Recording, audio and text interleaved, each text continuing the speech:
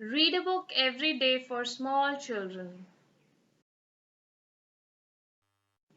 Hi kids, let's read the story of Beauty and the Beast.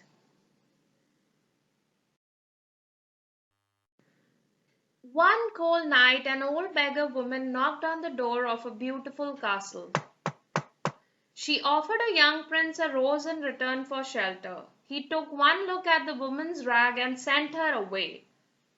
But the old woman was actually a beautiful enchantress in disguise. She cast a spell on all who lived in the castle and turned the prince into a hideous beast.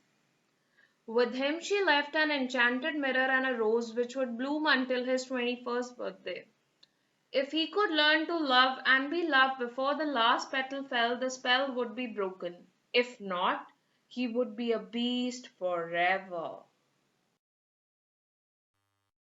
In a nearby village, a beautiful girl named Belle had just borrowed a book from a bookshop. It's my favorite, Belle told the bookseller. Far off places, daring sword fights, magic spells, a prince in disguise. Like the people in her books, Belle longed for adventure and romance. Gaston, a handsome hunter, wanted to make Belle his wife, but Belle had bigger dreams. Gaston snatched the book out of her hands.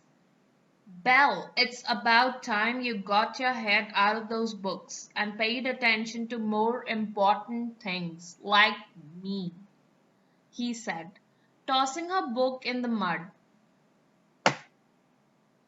Suddenly a loud boom came from the cottage where Belle lived with her father Maurice. Belle hurried home to see if he was okay.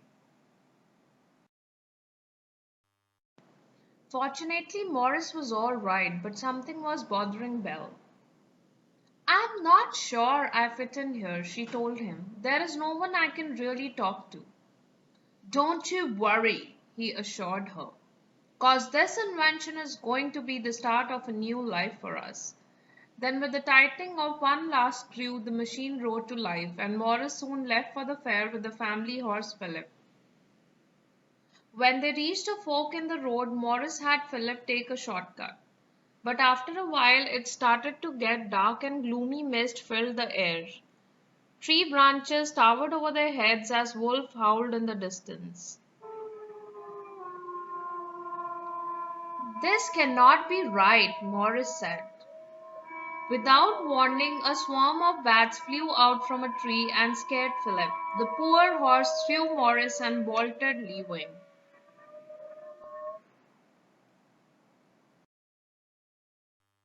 A pack of hungry wolves growled at Maurice from the darkness.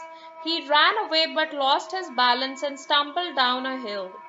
When he looked up, the wolves had him cornered by a gate. Help! He cried, shaking the bars of the gate. Is someone there? Just then the gate creaked open. So he quickly slipped through. He made his way to a castle he saw in the distance. Cautiously he opened the front door.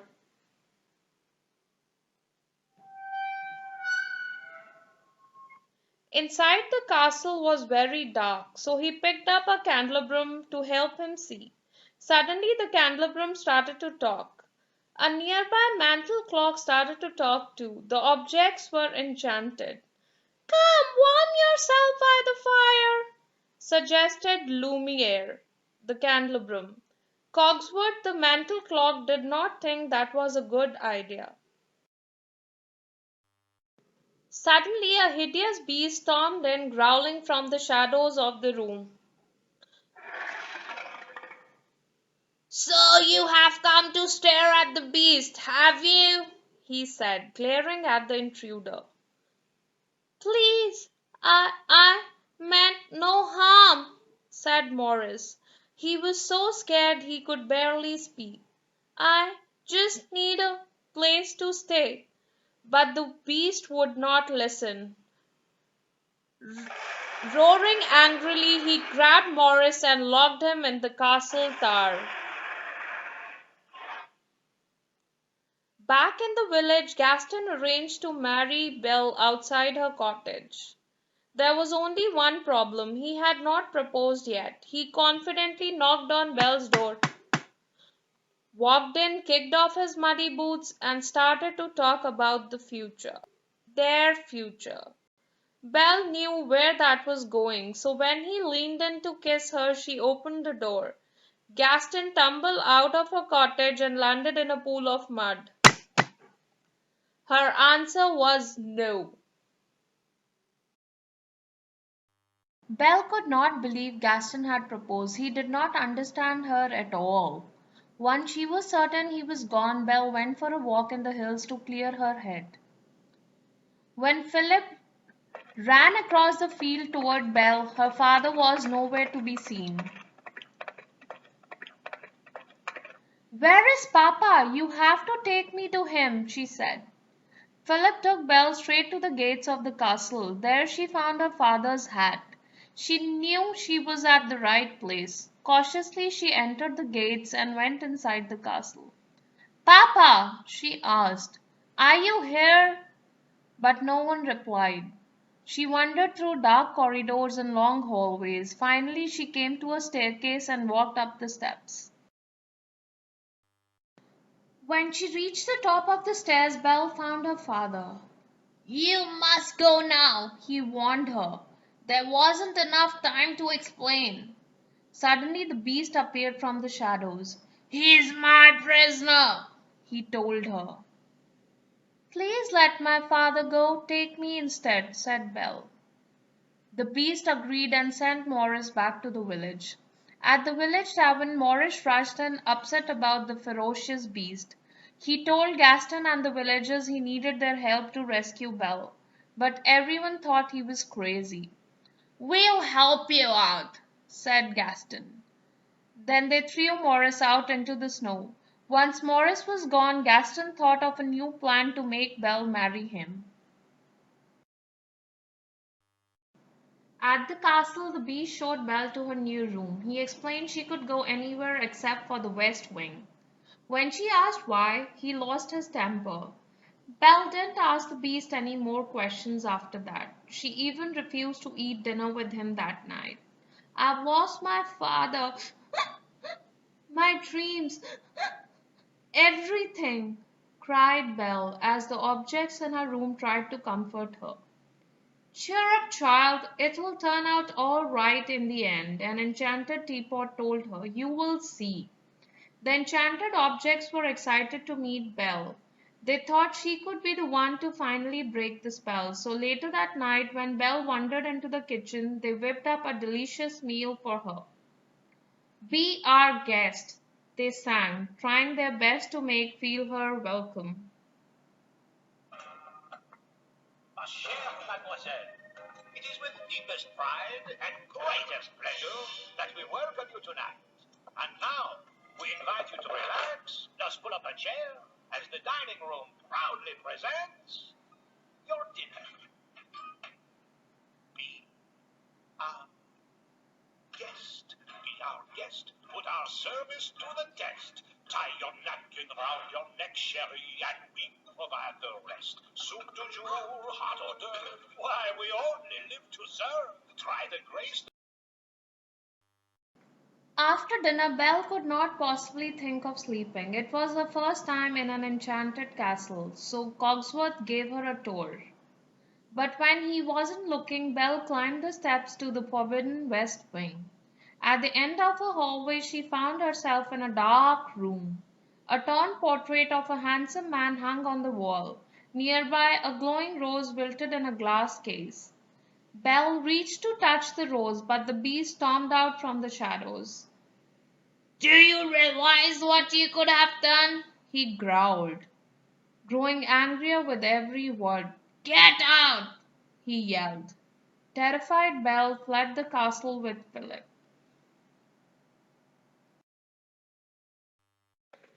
Belle rode through the dark forest as fast as she could toward the village. But something was wrong, and Philip skidded to a stop. Wolves emerged from the trees and surrounded them. Philip reared up in terror, sending Belle into the snow. Just as a wolf lunged at Belle, a powerful claw reached out and saved her. It was the beast. He stood over Belle, ready to protect her at any cost. The wolves attacked, but the beast fought them off. He was badly injured. Looking at Belle with sorry eyes, he collapsed into the snow. Belle knew she could not leave him there, so with Philip's help, they took the beast back to the castle.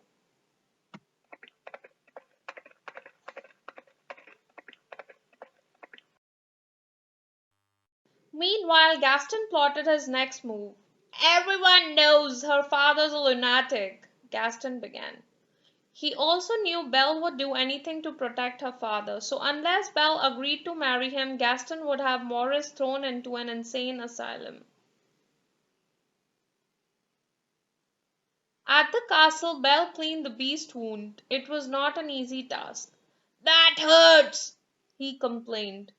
Well, you should learn to control your temper, she replied. The beast was quiet. He knew Belle was right. By the way, thank you for saving my life, Belle said gently. The beast could not believe his ears. No one had ever thanked him before.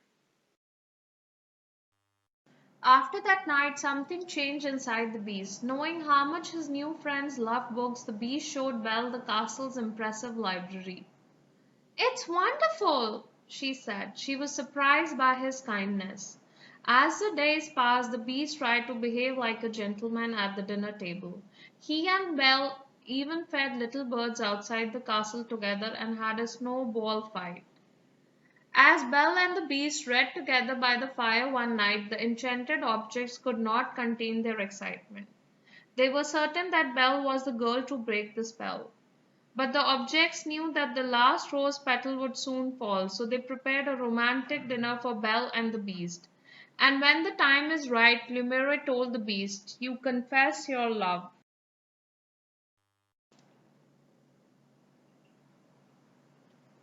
Dressed in their finest clothes, Belle and Beast enjoyed a splendid feast together and shared a dance in the ballroom, looking deeply into each other's eyes. Belle, are you happy here? The Beast asked when they finished dancing. Yes, she said, looking away. Even though she was happy, she missed her father dearly and wanted to see him again. So the beast handed Belle the enchanted mirror. He explained it would show her anything she wished to see. She asked to see her father. He suddenly appeared in the mirror, but he was sick and lost in the woods. You must go to him, said the beast. He hadn't told Belle that he loved her, but he cared so much that he let her go. Taking the mirror with her, Belle rushed back home. The beast was heartbroken.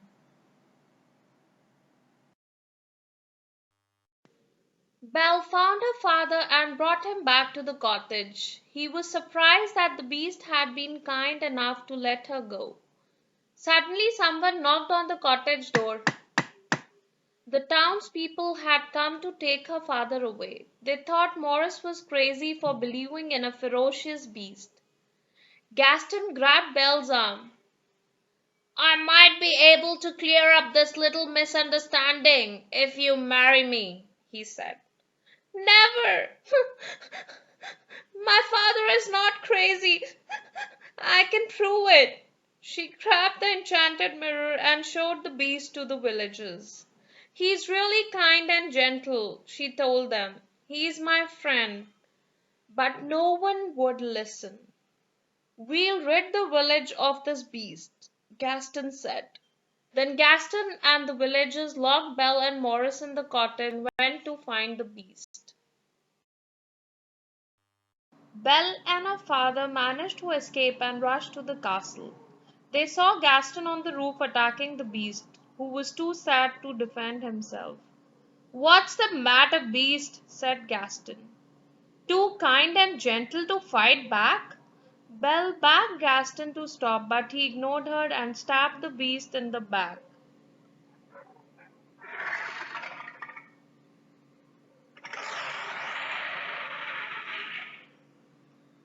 As the beast roared in pain, Gaston slipped and fell off the roof, never to be seen again.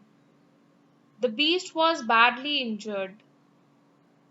At least I got to see you one last time, he said, bringing his paw to Belle's cheek. Then he closed his eye and sank to the ground.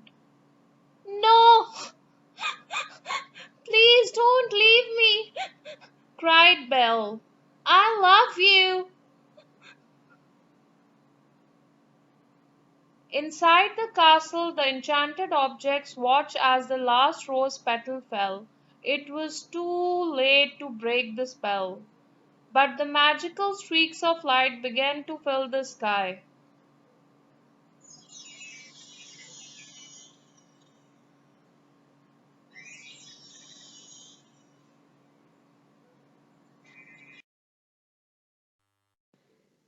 The beast turned back into a prince, and the enchanted object returned to their human forms. The spell was broken.